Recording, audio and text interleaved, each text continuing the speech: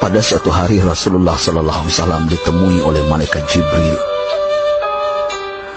Rasul pun bertanya, "Ada apa wahai Jibril?" Jibril menjawab, "Wahai Muhammad, sesungguhnya hari ini Allah Subhanahu wa Ta'ala sedang mengobarkan nyala api neraka, dan seluruh para malaikat amat ketakutan. Mereka tidak tahu harus bagaimana. Untung aku ingat," kata Jibril, "bahwa engkau Muhammad adalah sumber cinta dan sayang Allah Subhanahu wa Ta'ala kepada alam semesta. Dengan alasan itu aku kesini, bertabaruk mengambil berkah dengan cinta Allah kepada dirimu, ya Rasulullah, ya Muhammad." Rasulullah terdiam beberapa saat, kemudian bertanya lagi, "Wahai Jibril, ceritakan padaku bagaimana neraka itu sesungguhnya." Jibril menjawab, "Wahai Muhammad, neraka itu bagaikan lubang-lubang yang terdiri dari 7 tingkat. Jarak antara satu lubang dengan yang lain ialah perjalanan 70 tahun. Lubang paling bawah adalah lubang yang paling panas." Nabi SAW meneruskan pertanyaannya, "Lalu siapakah penghuni lubang-lubang neraka itu, wahai Jibril? Sampaikan kepadaku, Jibril." Jibril menjawab, "Lubang yang paling bawah diciptakan untuk orang-orang munafik. Lubang yang berikutnya untuk penyembah berhala, lalu untuk penyembah bintang dan matahari." Jibril terus menerangkan penghuni tingkatan neraka hingga lubang yang kelima, tempat umat Yahudi, dan yang keenam dihuni oleh umat Nasrani. Setelah menjelaskan penghuni 6 tingkatan neraka, Jibril diam cukup lama. Rasulullah SAW penasaran dan bertanya kepada Jibril, "Wahai Jibril, siapakah penghuni neraka yang ketujuh?" Jibril diam saja tidak menjawab. Rasulullah SAW mengulangi pertanyaannya, tapi Jibril tetap diam.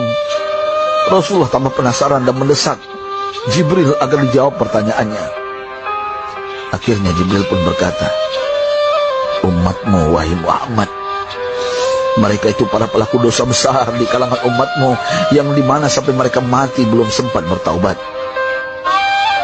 Mendengar jawaban Jibril, Rasulullah langsung jatuh pingsan. Jibril merangkulnya dan meletakkan tubuh baginda di atas pangkuannya.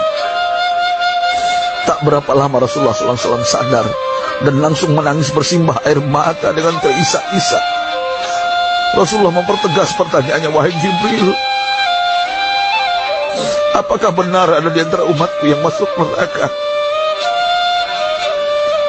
Jibril menjawab, "Benar, wahai Muhammad, pelaku dosa besar di antara umatmu yang belum bertaubat." Setelah itu Rasulullah menghadap kiblat dan sujud kepada Allah dalam isak tangisnya. Sesekali dengan suara pelan beliau membisikkan kata-kata, "Ummati ya Rabb, ummati, ummati, ummati." Beliau SAW tidak mengangkat kepalanya dalam keadaan seperti itu selama 3 hari 3 malam, kecuali setiap Bilal bin Rabah mengumandangkan azan, barulah beliau bangkit untuk menjadi imam, dan setelah itu kembali sujud lagi. Pada hari ketiga Abu Bakar menyadari hal ini, beliau mengetuk pintu Rasulullah dan mengucapkan salam 3 kali, namun tidak terdengar jawaban.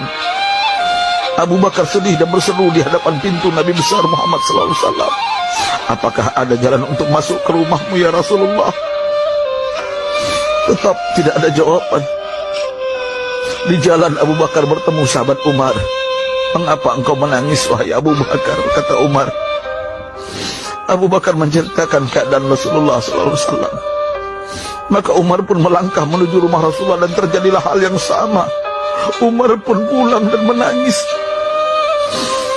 Di jalan Umar bertemu sahabat Salman Al-Farisi. Dengan terisak Umar bercerita kepada Salman hingga membuat dia amat sedih, namun tidak berani mengulangi hal yang sama. Salman melangkah menuju rumah Fatimah radhiyallahu anha dan menceritakan hal itu. Setengah berlari Fatimah menuju rumah ayah tercinta dan mengetuk pintu sambil mengucapkan salam. Mendengar suara lembut putri tercinta, sejuklah dada Rasulullah. Beliau bangkit dari sujud dan membuka pintu. Alangkah terkejutnya Fatimah melihat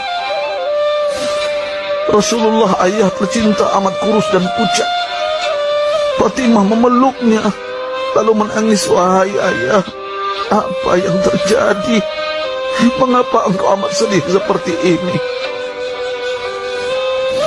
Rasulullah kembali menangis dan berkata dengan suara lirih, wahai Fatimah, belahan jiwa aku. Bagaimana mungkin aku tidak sedih sedangkan Jibril mengatakan akan ada kelak umatku yang akan masuk neraka. Subhanallah, betapa besar cinta Rasulullah kepada kita umatnya. Sahabatku, Rasulullah mencintai kita. Antaman ma'aman ahbabta, engkau akan berkumpul dengan orang yang kau cintai. Mari kita mencintai baginda Nabi besar Muhammad SAW yang mencintai kita, umat yang tidak rela kita masuk neraka. Mari kita mencintai beliau dengan berselawat.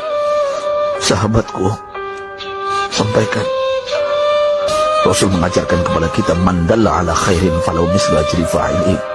Siapa yang menunjukkan kepada kebaikan, maka dia akan mendapatkan pahala seperti orang yang mengerjakannya. Mudah-mudahan ini menjadi pahala jariah bagi kita.